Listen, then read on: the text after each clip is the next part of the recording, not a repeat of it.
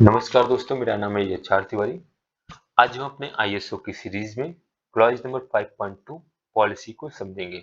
दोस्तों, इसके पहले हमने अपने आईएसओ की सीरीज में आईएसओ 2018 की बात की, क्लॉज नंबर 4 और उसके सब क्लॉजेस की बात की, क्लॉज नंबर 5 और 5.1 की बात की। लेकिन आज हम समझेंगे क्लॉज नंबर 5.2 पॉलिसी के बारे में। तो दोस्तों, जो हमारा एफएसएमएस है या आईएसओ 22018 क्लॉज नंबर 5.2 है, वो ये कहता है कि हमारे पास एक ऐसी पॉलिसी होनी चाहिए फूड सेफ्टी को लेके या फूड मैन्युफैक्चरिंग को लेके, जिसके तहत हम एक सेफ फूड को बना सकें अपने कंज्यूमर्स के लिए एक हाइजीनिक कंडीशन में।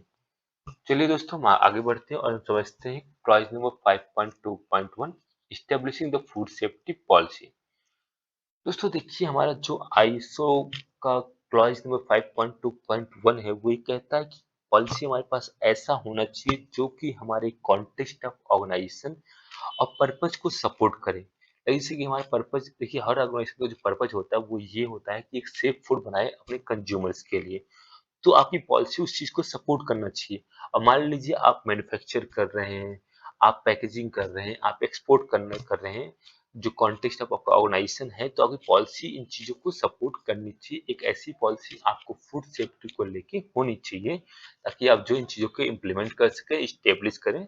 ठीक है। और दूसरा जो पॉइंट है दोस्तों, वो ये है कि एक ऐसा फ्रेमवर्क दे या फिर एक ऐसा आधार दे या फिर आपको एक ऐसा आइडिया दे कि आपको जो फूड सेफ्टी के लिए पॉलिसी आप बना रहे हैं उस पर प्रॉपरली जो है उस चीजों को इम्प्लीमेंट करके उस पर काम कर सकें। ठीक है दोस्तों। और जो तीसरा मेन पॉइंट होता है वो आपका जो कमिटमेंट होता है, लीडरशिप जो है आपको फूड सेफ्टी को लेकर कमिटमेंट शो करे। जैसा कि मैंने आपको पहले भी दोस्तों बताया है कि अगर आप कोई पॉलिसी बनाते हैं, कोई भी आप नई चीजें आप फूड सेफ्टी को लेके लाते हैं, हाइजीनिक कंडीशन में फूड को बनाने के लिए लाते हैं, अगर उसका अप्रूवल आपके टॉप मैनेजमेंट के द्वारा आपको दिया जा रहा है, इसका मतलब ये है कि टॉप मैनेजमेंट जो है कमिटमेंट है फूड सेफ्टी को लेके और वो लीडरशिप जो शो कर रहा है। ठीक है दोस्तों। और आगे बढ़ते हुए समझेंगे जो हमारा फूड सेफ्टी या हमारी जो पॉलिसी है क्लॉज ऑफ 5.2.1 के तहत, जैसे अगर हम स्टेब्लिश जो पॉलिसी जो बनाएंगे, तो एक ऐसी पॉलिसी होनी चाहिए जो कि आपका इंटरनल और एक्सटर्नल कम्युनिकेशन को एड्रेस करे।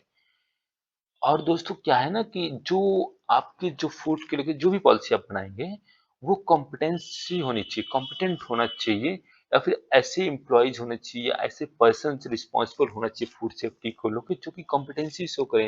या फिर मान लीजिए अगर आपको फूड सेफ्टी पर्सन की रिक्वायरमेंट है, फूड टेक्नोलॉजिस्ट की रिक्वायरमेंट है, तो पर्सन ऐसा हो जिसका इसकी नॉलेज हो, जो इसकी जानकारी रखता हो, जो कि आपकी कॉम्पिटेंसी को जो शो करे, या फिर एक ऐसे पॉलिसी को डिजाइन करने में हेल्प करे, या फिर लोगों को कम्युनिकेट करने में हेल्प करे जिसके तहत हम एक सेफ फूड को जो है बना सकें।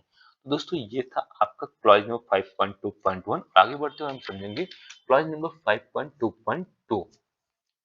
देखिए दोस्तों, क्लॉज नंबर 5.2.2 जो है हमारा, वो है communicating the food safety policy. ये जो क्लॉज 5.2.2 है, ये कहता है कि हमारे पास जो हमारा फूड सेफ्टी पॉलिसी है वो एक डॉक्यूमेंटेड फॉर्म में होना चाहिए। मान लीजिए आप कोई भी पॉलिसी बना रहे हैं, उसमें एक रिवीजन डेट होना चाहिए, एक इशू डेट होना चाहिए, कब इशू किया है, एक ऑथराइज्ड पर्सन का, एक रिस्पॉन्सिबल पर्सन जो उस चीज को इम्प्लीमेंट करने के लिए अप्रूवल देता है, उसकी जो है सिग्नेचर होना चाहिए, उसका अप्रूवल होना चाहिए।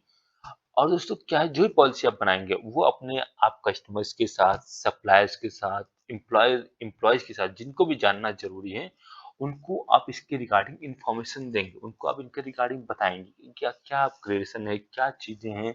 एक कम्युनिकेशन प्रॉपर होना चाहिए आपके जो है हर लेवल के एम्प्लॉयज के साथ या हर लेवल के मेंबर्स के साथ, ताकि आपका फूड सेफ्टी की जो भी रेलेवेंट या इंटरेस्टेड पार्टी हैं वो इस चीज को इम्प्लीमेंट करने के लिए, या फिर आप बात करें जो प्रॉपरली हाइजीन कंडीशन में फूड को बनाने के लिए हेल्प कर सकें।